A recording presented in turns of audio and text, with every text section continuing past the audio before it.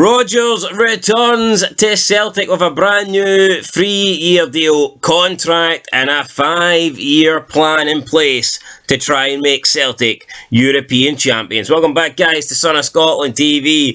It got made official today, but we've known now pretty much for the last week that it was going to be Brendan Rodgers. He was going to be the one to come in, take charge of Celtic and replace Ange Postecoglou. And today, roughly around afternoon time, it was made official. So Brendan Rodgers comes back. And it's a bit of a strange one because you look at the success that he had previously. He won 7 trophies. He entered 7 trophies. He won 7 trophies. The guy was pretty much unbeatable. He was on course to do the treble. The only little blip he had was in Europe, but in terms of domestic football, the guy was unmatched. The guy pretty much done what Celtic had never done before. So you would think, how could there be any problems with Rodgers coming back? How could anyone have an issue with it? Well, not all Celtic fans are having him back. They're not welcoming him back with open arms because they're not happy with how he left. They're not happy that he basically walked out towards the end of the season.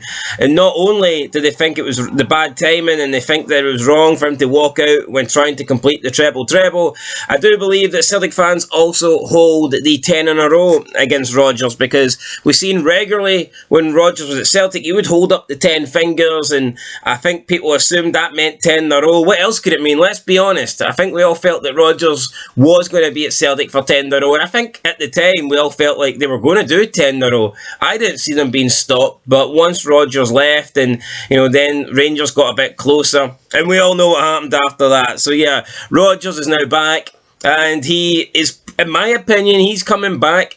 I think he's got advantages coming back now, but I think there's also some disadvantages. If you look at the Celtic team, I think it's a hell of a lot better than the team he inherited. So that's a pro for him. However, you've got to say that Rangers are a hell of a lot stronger than they were when he first took over Celtic. So, I mean, there's definitely pluses for Rodgers and there's definitely cons for Rodgers. But he is coming in. He is signing a 3-year deal.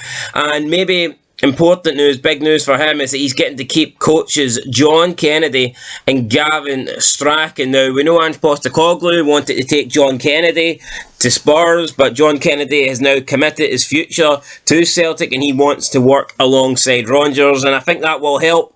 The fact that they're keeping together the backroom staff, they're keeping the core of the staff, and now Rodgers will be looking to keep the core of the team, because it's going to be a big transfer window, I think, coming up for Celtic. Maybe not necessarily in terms of signing players, but I think definitely in terms of retaining players, because we know there's a lot of Celtic players at the moment being linked to Spurs due to the Ange Postecoglou connection. But not only that, Celtic did have a great season. Celtic players have been performing well, and there is just some players that are being noticed by other clubs. I think you look at Kyogo, you look at Hatate, Alistair Johnston, Carter Vickers. There's lots of Celtic players that, potentially could be receiving transfers and bids in the upcoming season. So it's up to Rodgers to decide which players he definitely wants to keep there. I mean, I think he will want to keep pretty much the entire starting 11. If it's not broke, then why try and fix it, or why change it? It wouldn't make any sense. But he has rumoured to be getting 35 million in terms of a transfer budget, which is a hell of a lot.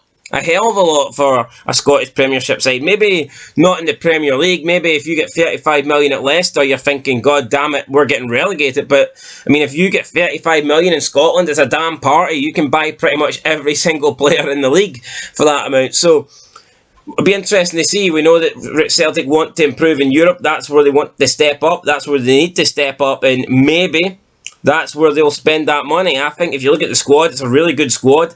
I think they've got good players. For me, I would not be buying bulk. I would be looking to buy maybe 2 good players, 2 quality players, maybe like 2 15 million / 20 million pound players if they want to try and do something in Europe. For me, that's what they need to be doing. I mean, you could bring in like 7 or 8 players around like 4 million each, but I don't really see that improving the current 11, to be fair. If it was me and I was given 35 million, I'd be looking to make a couple of big signings rather than making lots of like smaller signings. But we'll see. Rodgers, it's up to him. But I mean, a lot of the teams in Scotland have been quiet so far in the transfer market. I suppose Celtic have been quiet because Ange obviously wasn't really going to be there, so he wasn't committed to looking for players for the future. Now they've got Rodgers in. I guess we could maybe start to see Celtic perhaps being linked with people and perhaps maybe putting in bids over the next couple of weeks. So it will be interesting times. But yeah, Rodgers, guys, back in the league. I think Celtic have done pretty well here. I know they've lost Ange, but I think this is definitely a good appointment. And it's a safe appointment. It's not often that you get a really good safe appointment. Normally, the safe appointment is underwhelming at clubs, but for Celtic to get Brendan Rodgers, not only is it safe because he's proven he can do it before, but it's also a good pick, you know, regardless of whether or not he's managed Celtic before or had success in Scotland before.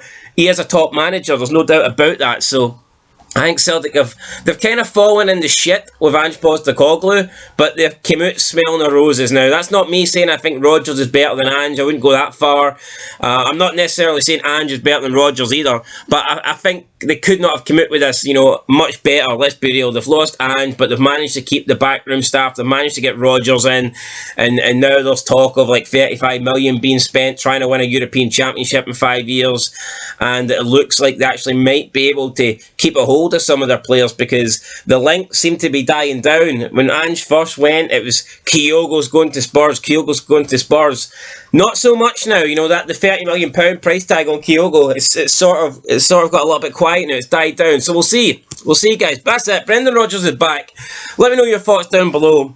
I think Brendan Rodgers is a good manager. Will he improve Celtic in European football? That's the kind of one thing I'm a little bit disappointed to see, because I think I was kind of looking forward to see how Ange would do in the Champions League this year with a second season, and could he improve on last season and get it right where he got it wrong. But now he's not going to get that opportunity. He's going to have to do it with Spurs, I guess. He's going to have to try and get into the top 4 with Spurs if he wants to be in the Champions League.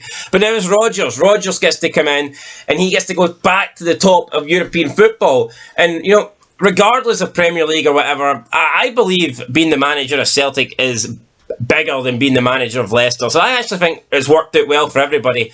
Ange has got a big, massive move to Spurs where if he's good enough, he could make Spurs, there's no doubt, Spurs' stadium, being in the Premier League, being one of the top 6 clubs.